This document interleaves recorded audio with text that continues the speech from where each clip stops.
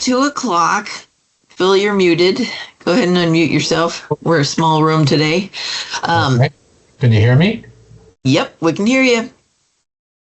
I want to thank you both for showing up today. We have been encountering some challenges with Teams that people are in a waiting room to join our meeting but can't get on. And so we've been conveying these questions to IT because, not giving people access to these meetings is kind of really a problem. But we're trying to figure Teams out. I've been on Zoom for years. I have not used Teams. So thank you for braving the new app.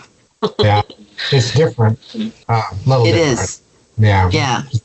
Zoom's such a tried and true method, that Right. it's got all of its kinks worked out, and so. Yes, and I think they know it and are much more expensive, and that's why the county is moving to Teams in November. So it's really kind of a bummer. Hey, Bill. There's Bill. Hi, Thanks Bill. for joining us today. So we've got 3 of you, 3 LAPAC members. That's awesome. In the meetings that we have had so far this week, the LAPAC meetings, we have been meaning to start working on the agenda, but the first item on the agenda is to review and talk about the second survey results. And I think that the quick turnaround with having, the results just sent out last Friday and starting to talk about them today has just been a little too quick for most of the groups. So hi, Chair Cornwell, welcome, thank you. So we've ended up rescheduling pretty much all of those other LAPACs. But, so I was wondering if y'all are ready to talk about the second survey results. It's been very interesting for me as I go from LAPAC to LAPAC on the survey results, because a number of things seem to be very similar, and then a number of things are unique to the different communities, which has been very interesting. Hey, Roberta. This is awesome. Okay, good. I think maybe we conquered that accessibility issue, Ruby, with the waiting room. This is really good. If this group is ready to talk about second survey results, I would really love to hear your input about what the community gave us as far as their survey responses. It looks like we had about 39 total for Middletown. And again, we did wait so that we could make sure we got people from the fair who stopped by our booth at the fair to sort of have some time to give us that input, because those surveys were pretty meaty. I can start, and if anybody else wanted to jump in. The results as far as demographics are very similar to all the other second surveys, primarily older residents. I did like that we got some 50 to 65 in addition to the older than 65 in Middletown. Gave us a little wider diversity, but also primarily white. So, which is consistent with everybody, all the other second surveys too, which just goes to reinforce the importance as we're going forward of reaching out. We have a Spanish stakeholder meeting next week, and also we are working on getting to spend some time with the tribes so that each sovereign nation can have input as well. Mm-hmm. And so as I continue to see similar demographics, to me, it actually says more of who's comfortable taking a survey, rather than a broad access to the community. So we will continue our efforts on that part. I have appreciated the interest in mixed use development. That was the question number 5 in Middletown survey, and every LAPAC so far, the public has said that they are interested in seeing more mixed use opportunities. So mixed use means that we would have residential uses kind of mixed in with the commercial uses. Roberta, something's going on with your microphone. I'm gonna mute you, but you'll be able to unmute yourself. Okay. Whoop. How's that? Get off that. Okay. So the benefit of looking at mixed use opportunities, which is going to be a topic for LAPAC discussion, is that it will give us additional residential options that will help us satisfy our housing requirement needs that'll be set by the state.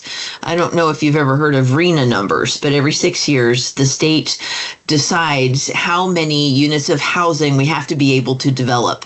And then they divvy it up by county, which further divvies it up by cities and states, or right, cities and counties. And so we're expecting what we call the RENA numbers probably next year. That will give us a number of how many housing units we have to be able to accommodate through our zoning district and our general plan land use designations. And so by offering the opportunities for mixed use, it's actually opening up a lot of our local and community commercial areas, like our Main Street areas or off Main Street. Not so much the service commercial, the higher impact, the louder, more industrial uses, not really those, but like an apartment over our pizza places or coffee houses or that sort of incidental residential use. Additionally, there's been a lot of interest in all of the different surveys about diversifying ag uses in ag land. And this question actually came from our departments. Because I have been getting calls over the last couple of years, or the department has been getting calls from people with wineries who the state has now loosened their requirements to allow for microbreweries in the same location.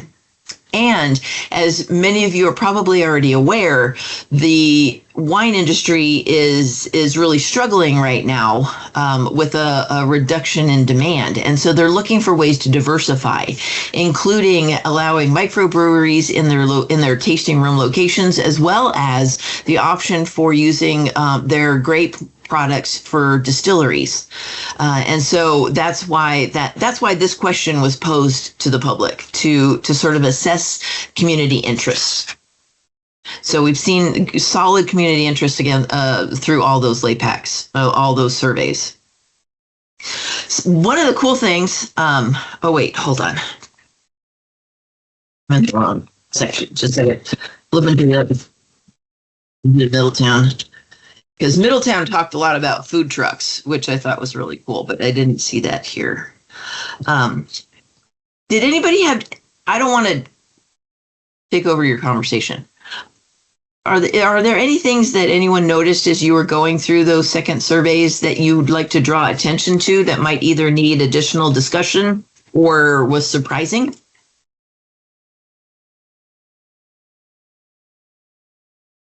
And you know what? There's no shame if you didn't get through the second survey.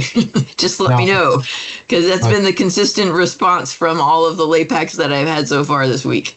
Yeah. I didn't see anything that, that jumped out.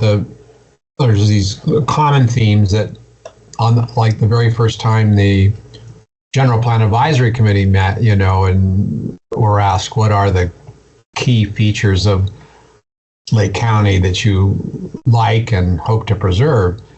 Those themes appear, continue to appear in pretty much all of the meetings and whatnot. Appreciation for the natural beauty, appreciation for the people who live here. I think in our area, we have small business in our area, which is appreciated. People like it, and so there's support for more of that in our particular area, the Rivieras, because people, and the ones that are in our area they struggle. They generally have limited hours and. But if we can make it easy for those areas that currently have small businesses in their area, there's certainly enough empty land that makes it easier for a small business to locate and give us a try. That's, I think, a theme that shows up pretty consistently. Yes. You know, the other thing Yeah, is and that did show again through all the other LAPACs as well, is encouraging local businesses as well as local gathering places and facilities. Facilities, right? There's interest in, of course, our area is dominated by communities, both incorporated and unincorporated, but even most of the unincorporated ones are, located in what you might call small villages, and essentially the manufactured home parks and the mobile home parks, who have owners, that we've reached out to in the past and are very cooperative, very open to things. So the theme that came out in the first set of meetings locally, that were there ways for the county to partner with these communities to establish recreational facilities or other community services, whether it be a fire station, of course, a big one, or recreational areas for kids and playgrounds, things like that. So. And in the local area plan, that's going to show up as a goal or a priority. Rather than having it all figured out, that will be something that will be listed as a priority for these communities, so that in the future, when we have opportunities, we can substantiate the community's vision that coincides with a grant application for moving forward. Michelle, you had your hand up. Feel free to just unmute yourself.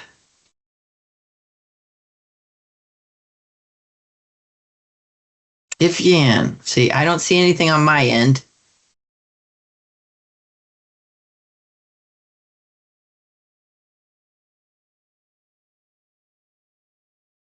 We have you unmuted.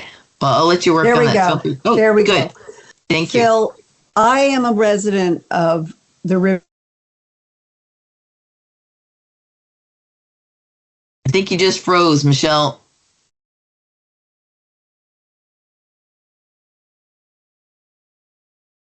You might want to, if you can hear us, you might want to try taking off your video. Sometimes that helps. You're Hello? back. Hey there. So Phil, when you were discussing small businesses, were you being specific about small businesses in the Riviera West area, or in the Kelseyville area, or in the whole county? Bill, you're muted. And then we'll go to Chair Cromwell. Yeah, today's meeting is about the Rivieras, right? Yes. Yeah, so I think to the Rivieras. Good. So that's the context that we have right now. Michelle, you froze again.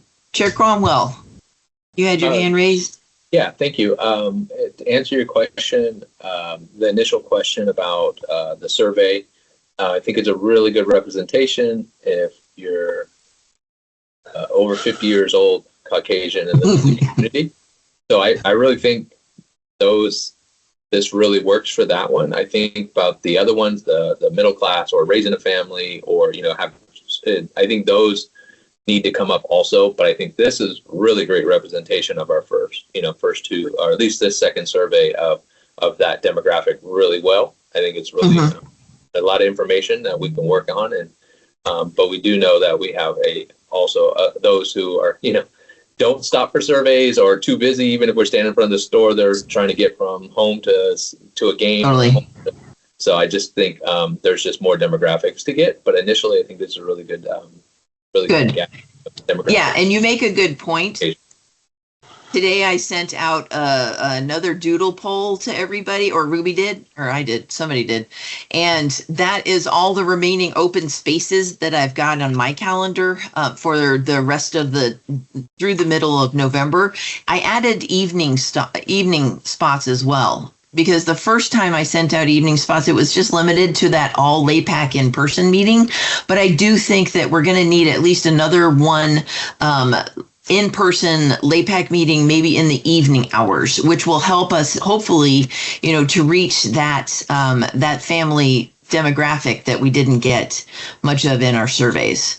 So please take a moment when you can to respond to that doodle survey so that not Bonnie, Ruby and I can send out some additional in-person meeting invitations.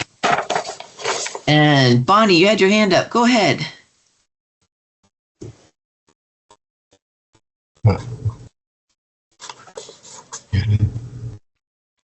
Can you guys hear me? Yes. Yes. Okay, good. I had to pick up my son today, so I wasn't in my office. Being that I'm in that, I'm going to turn 40 this year, and I have kids, and my reality is Rivieras with children. I'm curious, and I think you just mentioned that in the survey, it feels like we weren't very much represented, correct? That most of the takers were not. Most of the demographic in this was 50 demographic and older. Yeah. Yeah. Okay. And just because my kids have gone to school in the Rivieras and Kelseyville, but they start in the Rivieras. I know how many families there are that have kids. And so I was just thinking about it. Would they know where to go for these surveys? And maybe that's something to look at in the sense of like I do, because my job and like committees I'm on, like I'm kind of, you know what I mean? That's how I heard about these opportunities. I don't think a lot of those parents know about it or know about these surveys. And it might be worth it to maybe find a way to put this out, maybe work with the schools or something. Okay. And see what we can get from these parents so they know about it. That's just my suggestion, just because. Yeah, it's a good idea. So we're out of survey time. We've sort of ended that, but we do have, I would like to get an in-person meeting out in the area. So maybe working through the school district to send a message that way might help, in addition to the normal press release outlets and media outlets that we usually use. Bonnie, Ruby, make note of that, would you please? Yeah, and being like that, my kids go to Riviera Elementary, which is the smaller, elementary than, let's say, Kelseyville. We always kind of felt, because I did PTO for a couple of years and always kind of felt like we were on the outskirts. Like, do you know, when you compare it to Kelseyville Elementary? Yeah. In the sense of like people donating their time, donating to like PTO events, it didn't seem to really happen for us the way it does. You can look at the budget in Kelseyville schools and it's insane what they get from their PTO, whereas ours was very small and minimal. So if you wanted to reach that demographic, I say they are there. It's just a lot of the times they feel forgotten. And we'll see what we can do. Yeah. Okay. Awesome. Thank you. Let's see. Does anybody else have anything they noticed from the second surveys? I was just scrolling through. I thought I noticed just some sort of reluctance to support building out the shopping centers area around Rivieras. I just was looking back to see if that was, in fact, accurate, but I just was surprised. Small by businesses are around question 2021. Yeah. Let me review. I'll zip down. I'm looking through it. I really liked the write-in comments that people took time to do. That was helpful. Because across the different LAPAC surveys, there has been consistent support for local businesses to sort of encourage and support expansion of entrepreneurial opportunities and small local businesses. But this one, it was interesting. The written comments for Rivieras was interesting just because I remember the conflict that happened when Dollar General wanted, Dollar General wanted to go in. And so people were still saying we don't want the big box stores, or we want to sort of limit or pick and choose, maybe the smaller ones, but not the other ones. And so it was good to know that sentiment is still reflective of the community's vision right now.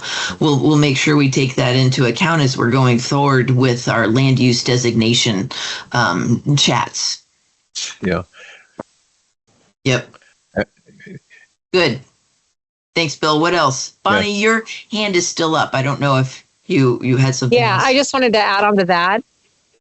Since we brought up the small businesses, as like once again a parent in here, our options, like you get home from work, you have your kids, there's not a lot of places to go if you didn't feel like making a meal, mostly, but we have 3 places to eat.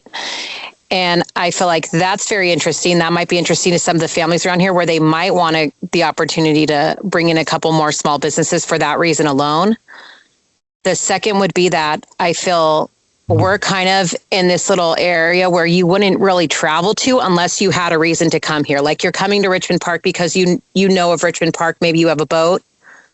I feel like if we want small businesses to do well in the Rivieras, their needs, and it might not even be an LPAC on the LPAC agenda, but I think it's good to note that, a lot of people don't know we exist in the sense. I mean, they do, but, how many people are going to drive past storefronts on the 281 or down Soda Bay Road? Right. And so you can say all that, you want to protect the small business, but at the same time, I can't tell you how many times I've seen like one shop switch owners multiple times. And I feel like it's because nobody knows they're there. And I feel like families are driving to Kelseyville to get like meals for their kids, to get, you know what I mean? Because there's nowhere to go here except for Pogo's and Artie's, and which are delicious, but just something to think about as a perspective of a parent here. Yeah, so it sounds like we've got 2 things that you're talking about. One is the small number of options that we should encourage to expand, and then secondly, sort of like a signage or a guidance, or it's like a gateway, some kind of indication to draw people to the small businesses. Does that sound accurate? Correct. Okay. Yeah, and I think that'll help a lot of small business owners. Good. Because unless you're doing catering or traveling outside of the Rivieras, I don't think you're going to do as well as you could. Yeah, I was referring to question 6, which 48 respondents said no and asked if they would want to see more commercial development in the Rivieras, and 37 said no. I said yes. I was just surprised that there was that resistance, and it just seems to me that maybe more education as to what kind of development would be appropriate is kind of the message out of that. Yeah. Because I think, it's for all of us here, it's much more convenient to be able to deal with hop down to the market. It's just more convenient than going into Lakeport or whatever. And I think the area is going to grow, and just and it's consistent just need to know what possibilities there are and begin to build a consensus around that.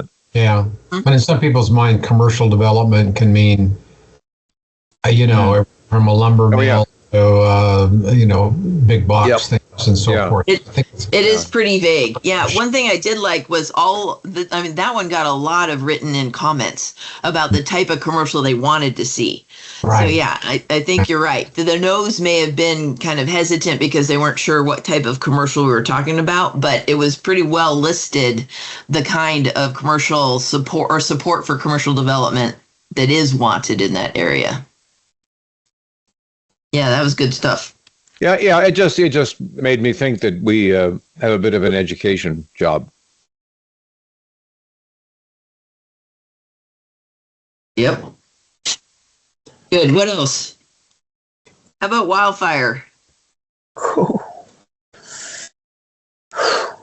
I know, right? It's nothing new to Riviera's area. Phil, you are muted, and I bet what you just said was super helpful. I said sort of a DUH. Yeah.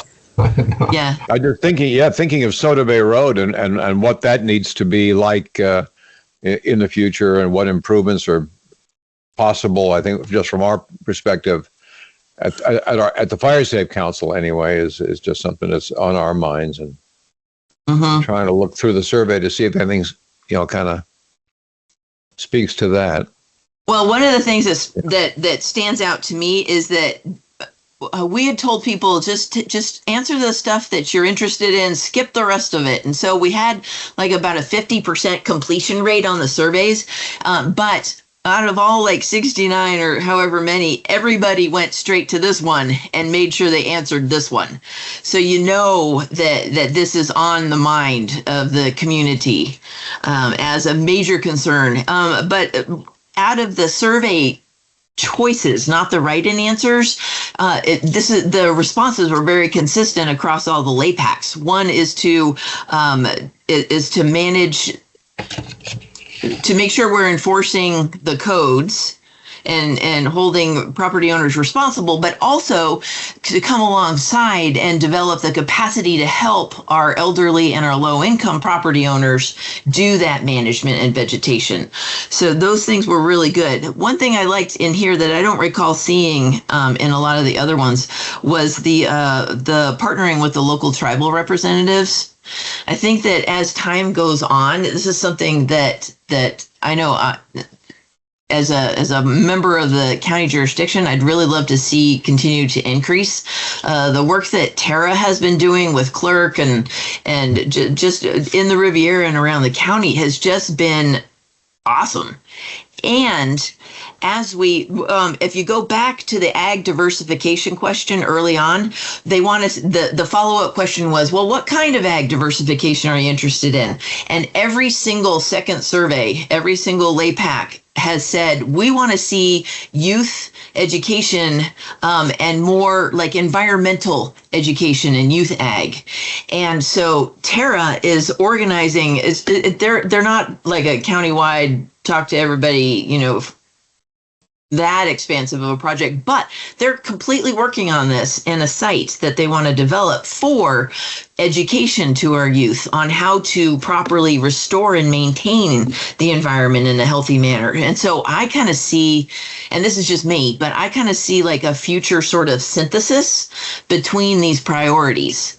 We would be reaching out to our youth to teach them about agriculture and healthy environmental management practices while we're also maintaining, ongoing maintaining efforts. But in the future, the youth that then grow into our property owners are already going to be very well trained. So to me, it just seems like a really good opportunity for holistic, healthy growth as far as how we maintain our properties in the future. So jumping off my soapbox, what else do you guys think? Go ahead, Chair Cromwell. Just wanted to share, we are meeting with Clear Lake High School and their future, they have a classroom as for future employment type of ideas. And so we do have an outreach for Tara. I say we because Robinson hosts them. They are their own entity, but cool. Robinson hosts them, and we've been hosting them. And we have another training next week about soil erosion, and things like that. So we have this trainings going all the time, but I agree that we are working towards outreach in the classroom. So we are setting one up for Clear Lake High School coming up, and that will kind of start just that wish that you just mentioned, because that is our goal, to have community members educated about these options, and maybe it makes them want to be a part of it, and we can grow and expand and continue to help our community. We are working. That's great. So how this sort of interest would be reflected in a local area plan would be cited as encouraging ongoing partnerships or develop additional partnerships with either tribal representatives or other community organizations to help with property hazardous vegetation maintenance. That's the kind of statement of the community's goals and priorities that will help going forward for us to prove that we have local support for grant applications for programs. All right, what else? What else does somebody think stood out to them? We lose Roberta? Oh no, there she is. Okay, good.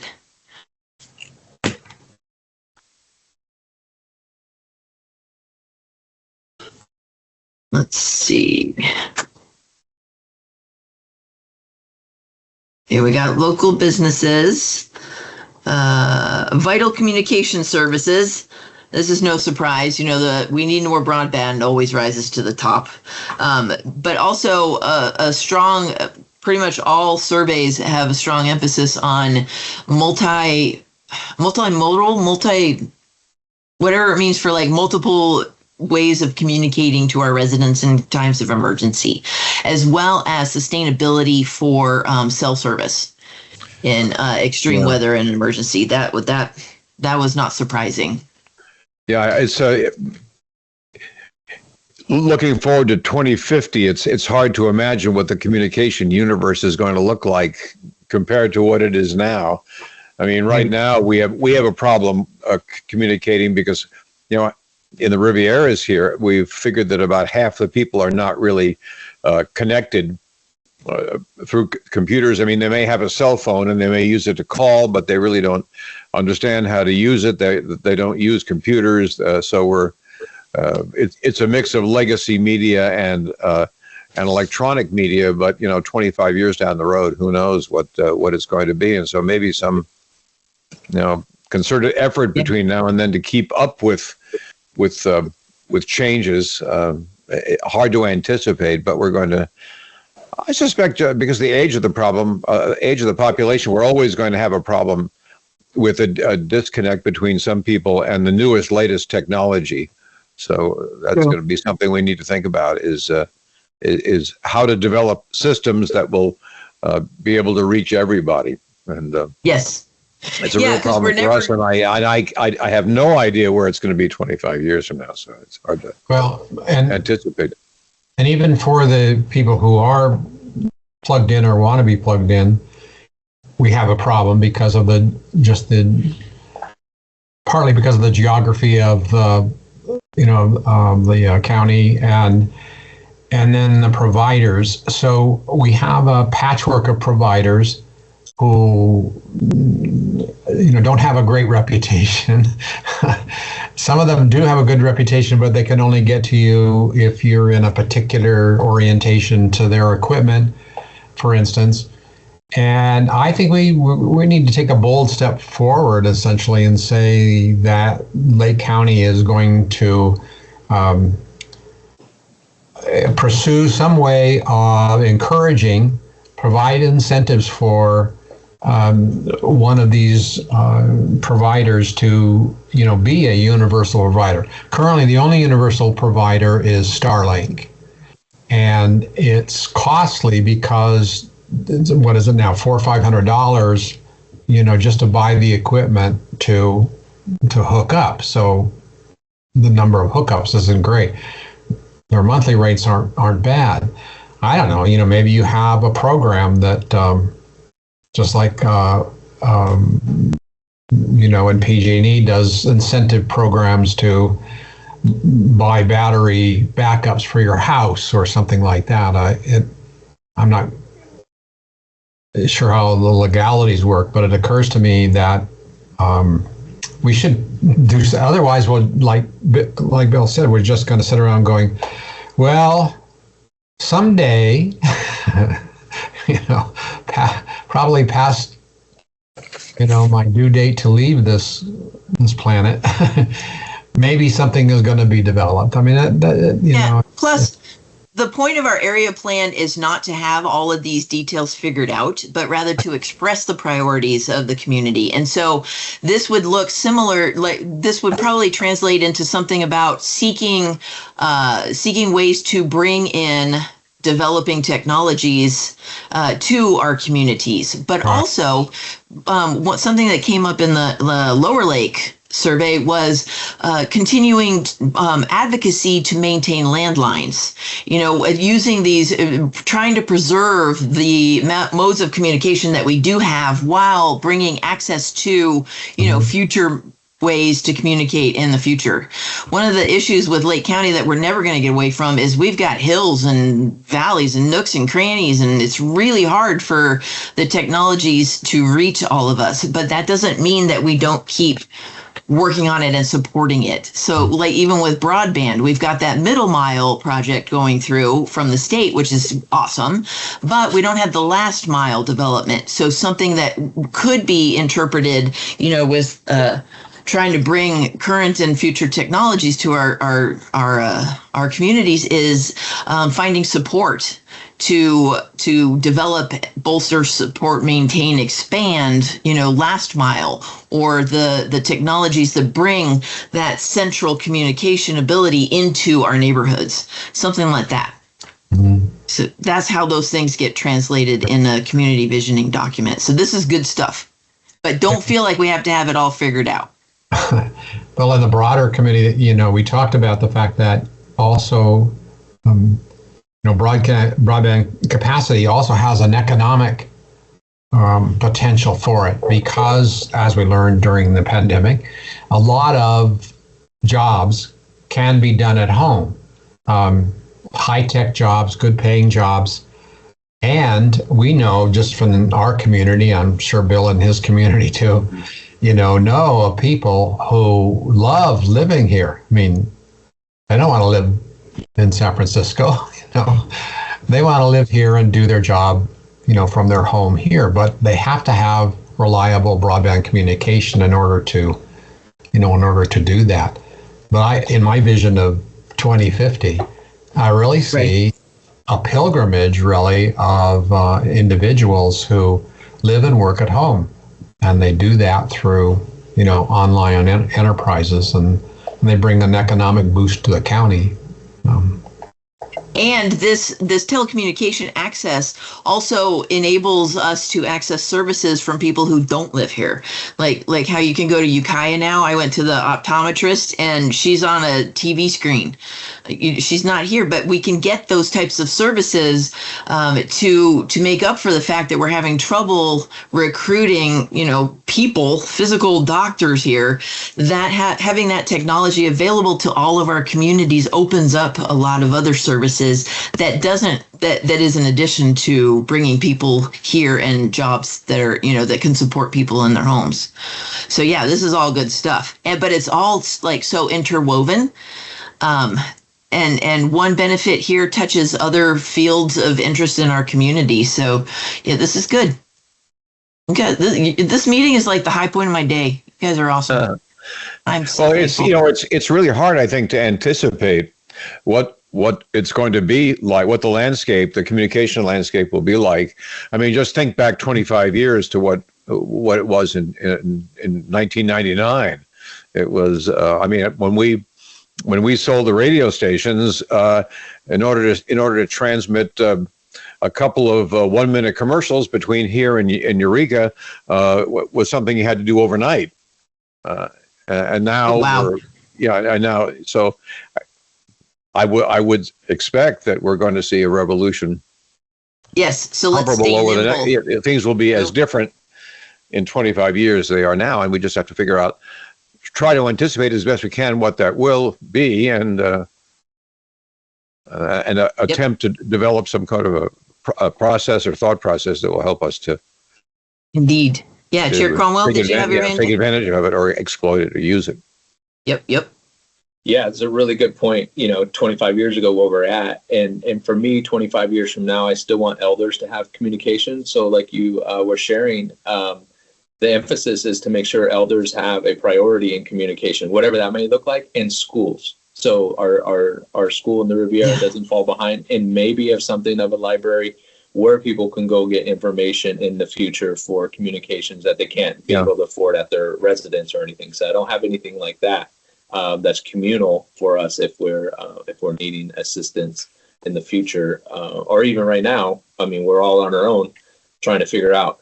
But where do we go for communication for those? We can't afford everything, but I do want there to be priorities for the latest and greatest opportunities for education and safety, and that's why I will include the elders in that.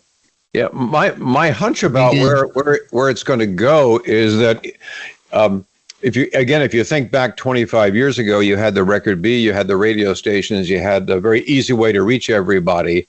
And now we're in this kind of no man's land. And I suspect it will return to some sort of technology that is more universally available. And whether that is cheap and affordable broadband for everybody or something that we haven't even thought of as some hybrid terrestrial satellite system like that. But I think we'll I think we probably will evolve into something that's more universal, simply because I think that's the commercial imperative. If you want to make money, you have to be able to reach a lot of people at once. And I think the market will probably push it in that direction, but that's just my hunch.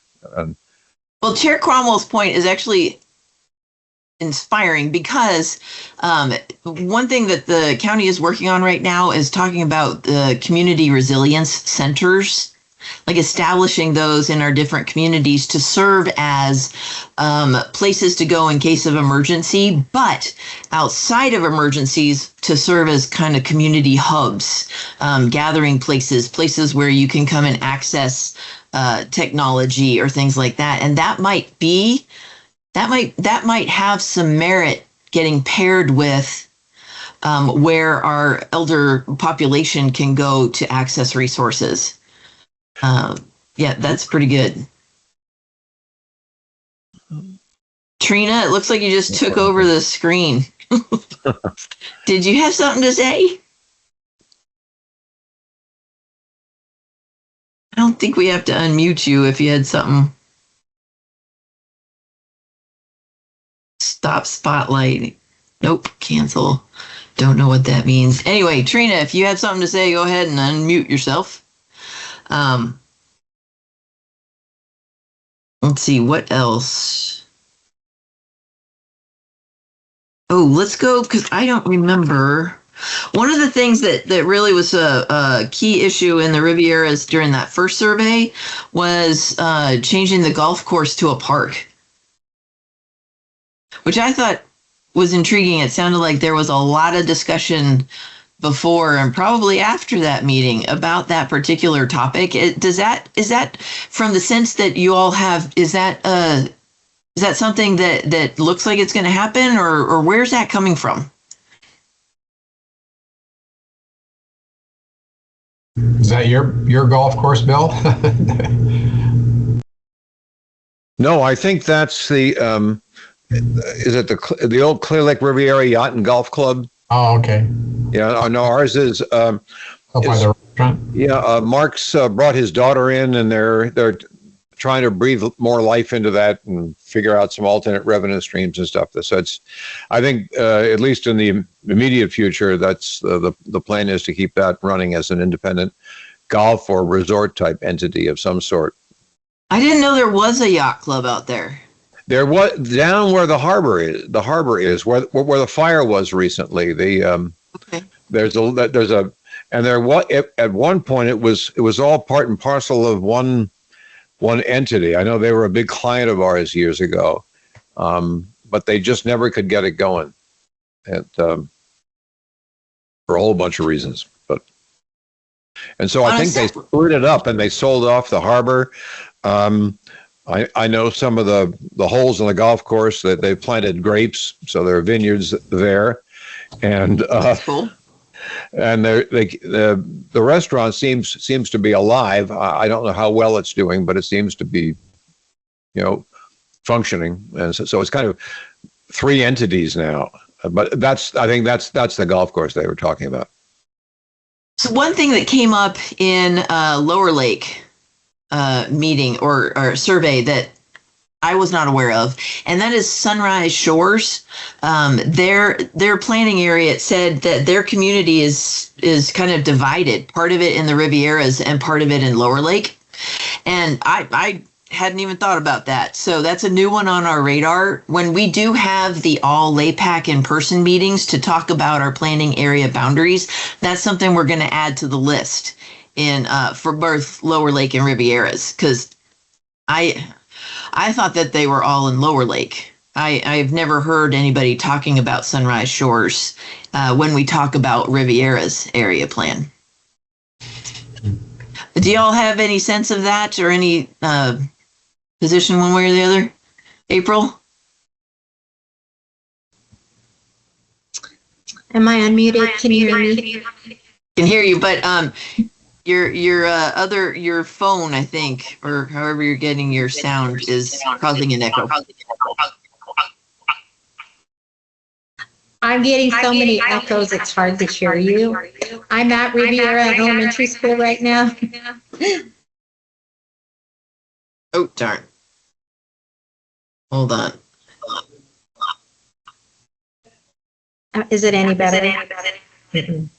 Not really, but I see you listed twice. I'm at Riviera Elementary School right now. I'm subbing for the principal, but the kids are gone, so I'm good. Yeah, so the Sunrise Shores, part of it is in the Kelseyville district and the other part is in Lower Lake.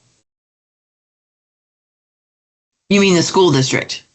Correct. Okay, good. Well, that makes it appropriate for us to discuss as a LAPAC then, because we don't have anything to do with school districts. We just have planning areas. Mm-hmm. So cool. Okay. Well, thank you. That helps helps me understand a little bit.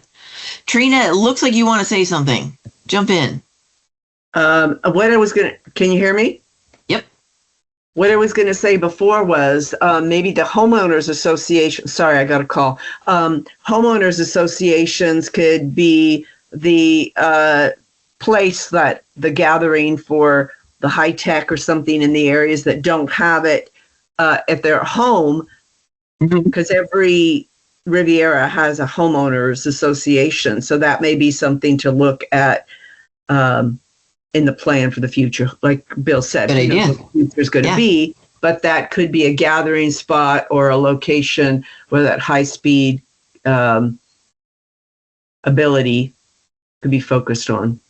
Thank you. So I've been to, I think, is it the Kelseyville Riviera that's right next to Artie? So I've been to that one. Does each HOA have a similar sort of office space and Yes. gathering space? Okay, cool. Yes. Yeah. That's great. And we've Good. had Thanks, some- Trina. It's a good idea. And we're finding too that there also are small, not exactly HOAs, but in some of the mobile home parks and stuff like that around here, and they also have spaces. So they're, if an objective was to create a network of community gathering spaces of some sort, that would be a place to begin to build that infrastructure. Sure. Good. Yeah, that idea has a lot of value in that our neighborhoods could always use a central gathering place to foster cohesiveness as well, so that neighbors know each other, which helps in times of emergency also. I'm sorry, but I have to back out. I have a delivery downtown Kelseyville that needs, the benches are being delivered. Anyway, whatever. Thanks, Trina. Trina, watch you, watch sorry. for a press release probably early next week on additional meeting opportunities too. So thank you so much for joining us. Sounds good. Sorry. Have a good day. Bye, everyone. Awesome. Just to follow up on that, you will have received by now a doodle poll for a number of other additional meeting options. I think that I was only planning on one in-person meeting for all the LAPACs together to talk about community growth boundary or community planning area changes. But I really feel like when we're going to talk about our land use designations, it would still be a great idea for our LAPAC, only our LAPAC, to talk about it while looking at paper maps on a table, like our old-fashioned technology, paper map, Sharpie, Post-it note. And I think we could really move through it pretty well there.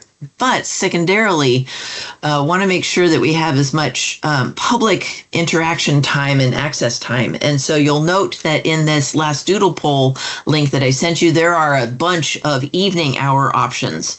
So if any of those work for you, let me know, please, because I want to end up in this process kind of with all of us knowing that we did the best we could to draw in as much public input and make public access to this process as easy as possible.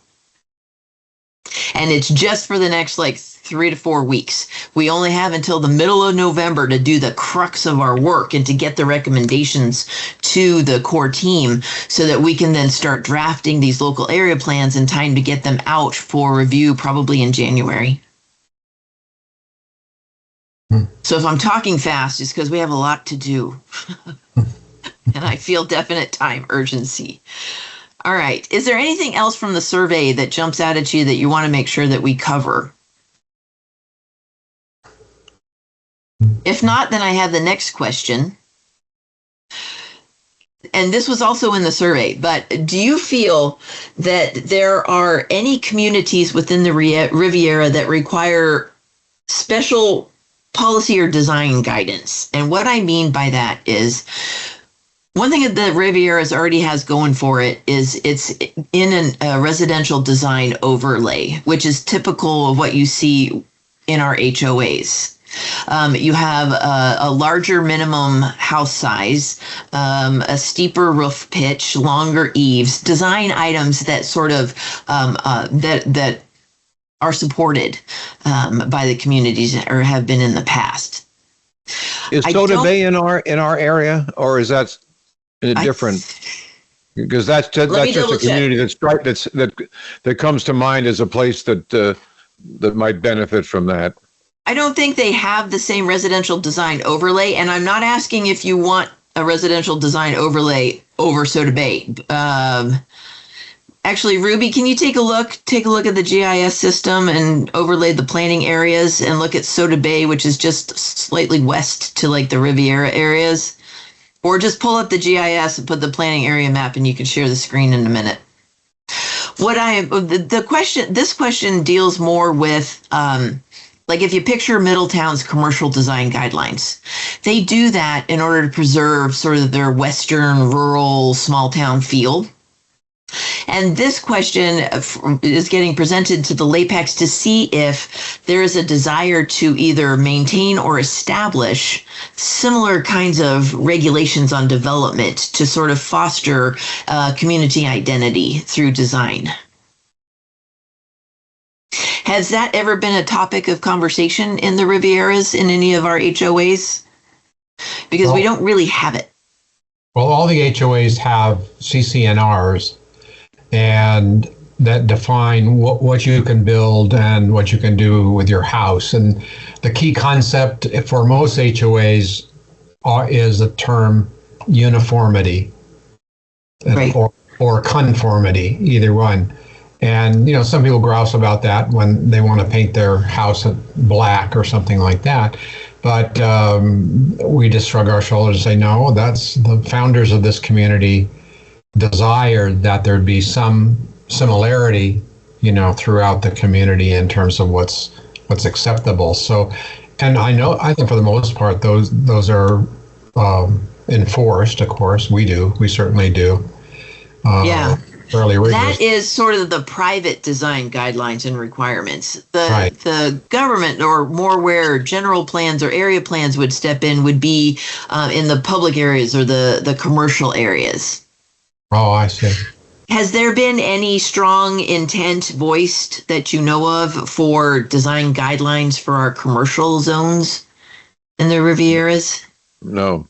And, I mean, we have kind of a I don't mean to pull it out of you if there isn't. I'm not going to make it up, but just whatever the community feel is.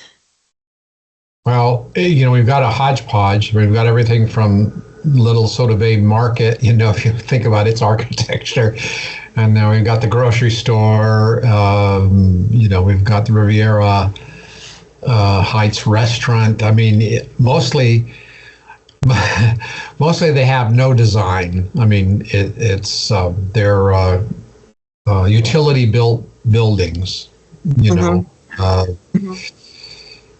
That's but if the community is not really pushing to change it, then it's kind of a if it ain't broke, don't fix it sort of thing. You know, we just won't pick it up as a priority. But I do think as you get down the road, again, looking out 25 years, that there's going to be growth. And I think, you know, Soda Bay is probably ripe for growth. A bunch of the properties there, for example, are up for sale. So, and I just can't believe that the mobile home park that's there that has an antiquated septic system is going to survive 25 years. And so I think that area is ripe for some kind of major change within 25 years, and we should begin to anticipate that. And I think also, you know, up at the Riviera that area is going to grow, and so that Those two areas are what catch my attention. In Buckingham, we do have a handful of commercial lots down by our Buckingham clubhouse. Some of them are in the HOA and some of them are not. And so, again, some sort of guidance would be helpful there, I think. Okay. But it's the communities of Soda Bay and the commercial area in Kelseyville Riviera that really stick out to me as we should think about that and think about how they're likely to grow and what's likely to happen. It's a great idea. I think it's not a matter of either acceptance or support. It's just they've all been there so long. I don't think there's been a new commercial building built anywhere along Soda Bay Road in the last 30 years. I didn't know, something like that. Like, I can't think of one, but. However, I wanted to say where they took that building down across from Riviera Foods. I have heard rumors, at least the contractors have said, that they do plan on building something there. I had heard it was going to be like a Mexican type grocery store, restaurant type thing. I'm not sure, but I do believe because of the growth, I agree that's going to happen. Some type of uniformity would be a good thing for us to discuss.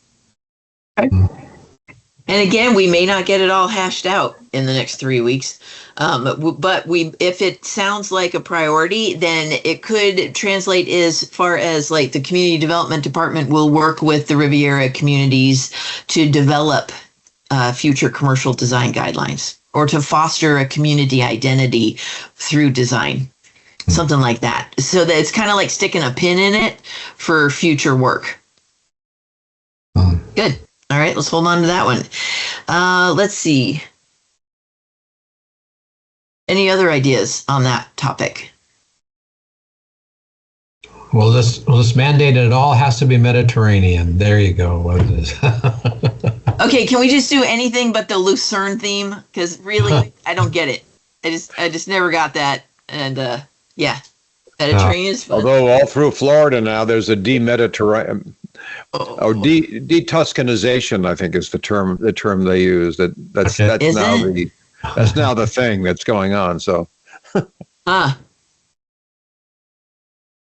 fashion, it's so flighty. Okay, let's see.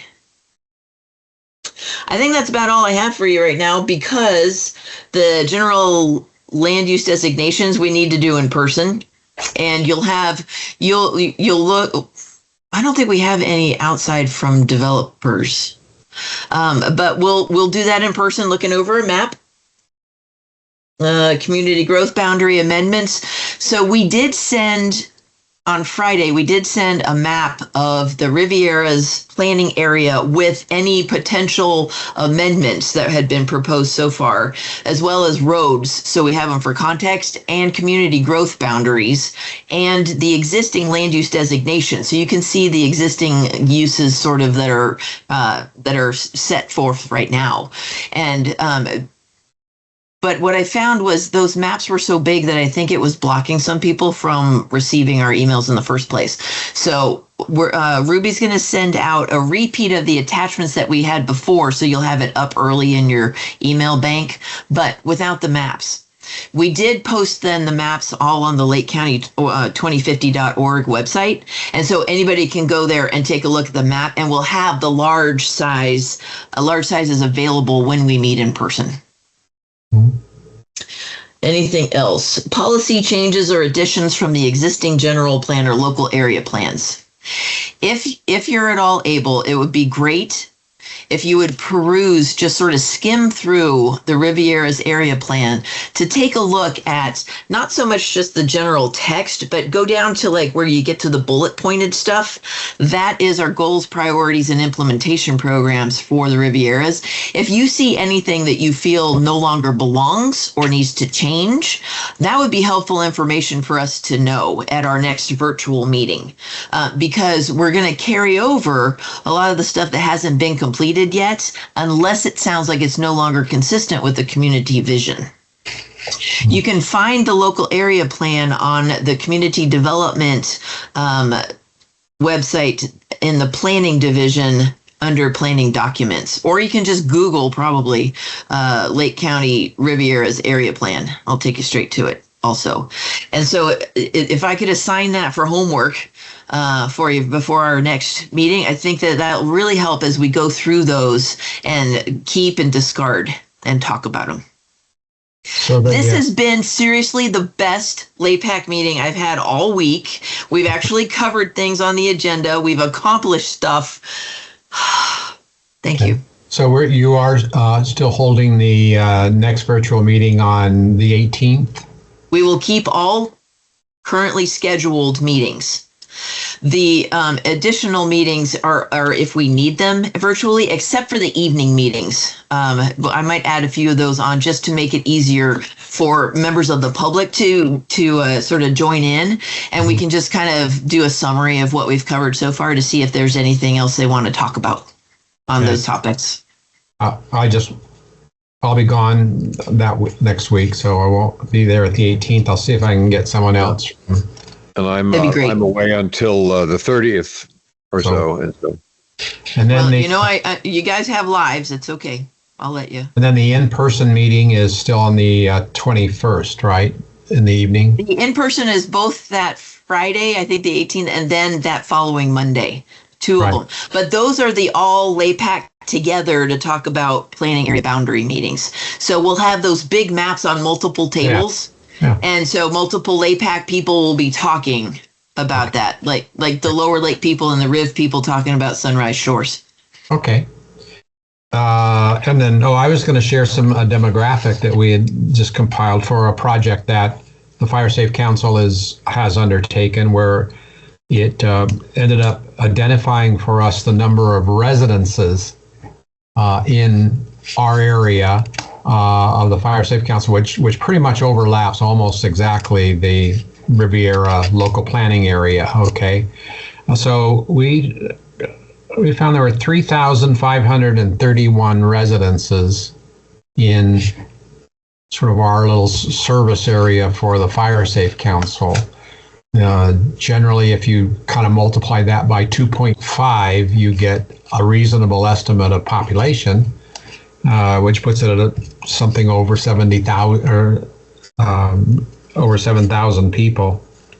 We've always used the figure about 7,800. As totally cool. Yeah, so it's pretty good, pretty accurate. Yeah, it's a good solid chunk of people. Yeah. Awesome.